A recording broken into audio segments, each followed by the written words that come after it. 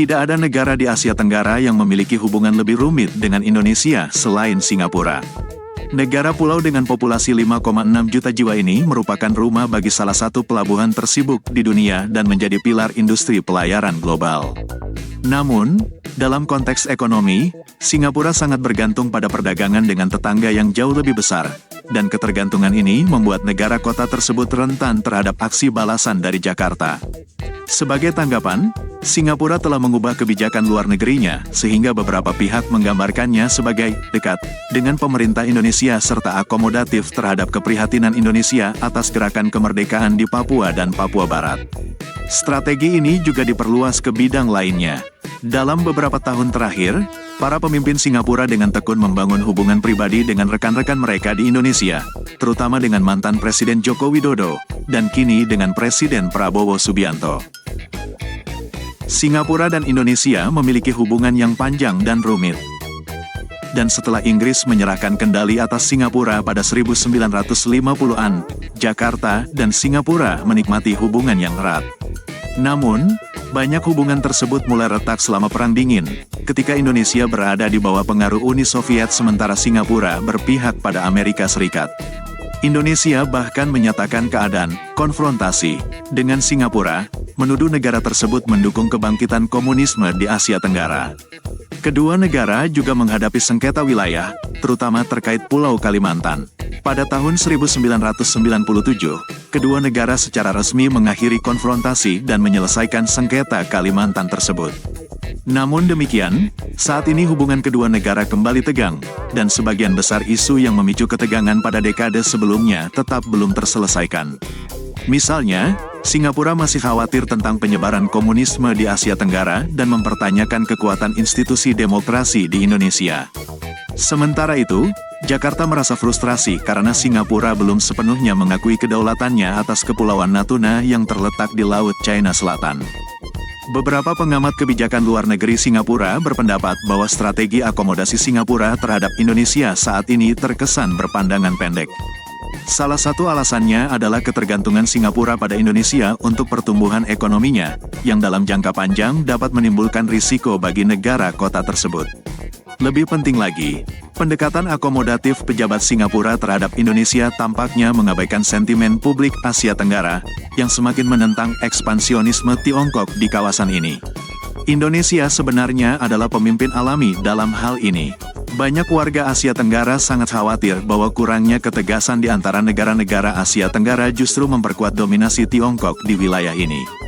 Dalam konteks ini, pendekatan akomodatif Singapura terhadap Indonesia mungkin dianggap sebagai tindakan menyerahkan kepemimpinan regional kepada negara yang kurang tegas terhadap ekspansionisme Tiongkok dan lebih terfokus pada isu-isu domestik. Singapura memiliki populasi yang kecil, dan sejak lama negara ini khawatir tentang kemampuannya untuk memenuhi kebutuhan pangan warganya. Sebagai negara kecil yang dikelilingi oleh negara-negara yang lebih besar, pengaruh Singapura terhadap tetangganya terbatas.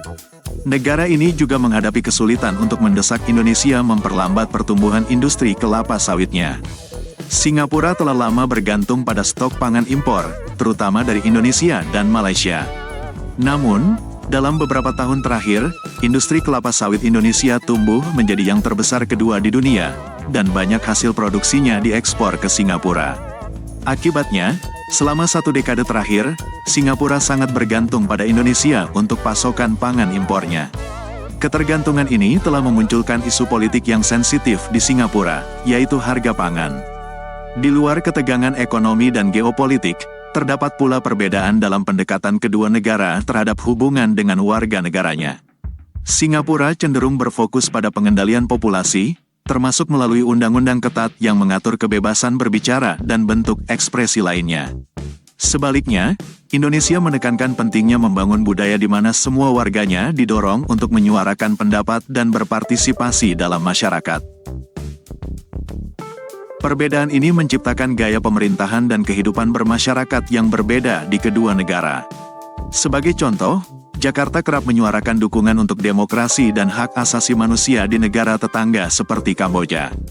Namun, Singapura lebih memilih untuk menjauh dari isu-isu semacam itu dan fokus pada masalah domestik, seperti mengelola keragaman etnis dan agama. Perbedaan ini juga memengaruhi soft power antara kedua negara, dengan Indonesia lebih menonjol dalam pendekatannya yang inklusif dibandingkan Singapura yang lebih pragmatis dan terkendali.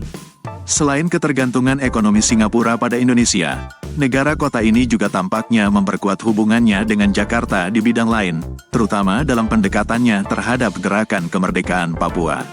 Selama bertahun-tahun, Singapura berupaya mencegah Jakarta menggunakan posisinya sebagai anggota Perserikatan Bangsa-Bangsa untuk mengakui gerakan kemerdekaan Papua, dengan mendorong adanya referendum yang bebas dan adil terkait kemerdekaan dari Indonesia. Singapura juga secara vokal mengkritik negara-negara seperti Australia, Belanda, dan Inggris yang mendukung gerakan kemerdekaan Papua. Lebih jauh lagi, Singapura telah menindak balik para aktivis di negaranya sendiri yang menyuarakan dukungan untuk perjuangan Papua. Pemerintah Singapura bahkan sampai menyelidiki aktivitas para aktivis yang mendorong perhatian lebih besar terhadap isu Papua. Pendekatan Singapura terhadap Indonesia membingungkan banyak pengamat, dan tidak ada penjelasan tunggal yang dapat menggambarkan sikap akomodatif Singapura terhadap Jakarta. Sebaliknya, ini mungkin hasil dari kombinasi beberapa faktor. Pertama, para pemimpin Singapura tampaknya memiliki hubungan personal yang erat dengan para pemimpin Indonesia seperti Presiden Joko Widodo dan mantan Presiden Susilo Bambang Yudhoyono. Hubungan ini mungkin membuat mereka lebih cenderung untuk menyetujui kepentingan Indonesia. Kedua, selama bertahun-tahun, Singapura menghadapi tantangan domestik dalam mengelola keragaman etnis dan agama yang besar, yang mungkin membuat para pemimpin Singapura kurang tertarik untuk terlibat dalam isu-isu di negara lain. Hubungan antara Singapura dan Indonesia sangat kompleks, mencerminkan tantangan ekonomi dan geopolitik sebuah negara kecil di tengah lingkungan yang lebih besar. Hubungan kedua negara telah lama diwarnai oleh ketegangan terkait ketergantungan ekonomi, sengketa wilayah, dan perbedaan ideologi antara para pemimpin Singapura dan Jakarta. Namun, dalam beberapa tahun terakhir, para pemimpin Singapura menunjukkan kesediaan untuk mengakomodasi kepentingan Indonesia, sebagian mungkin karena hubungan personal yang erat dengan rekan mereka di Indonesia.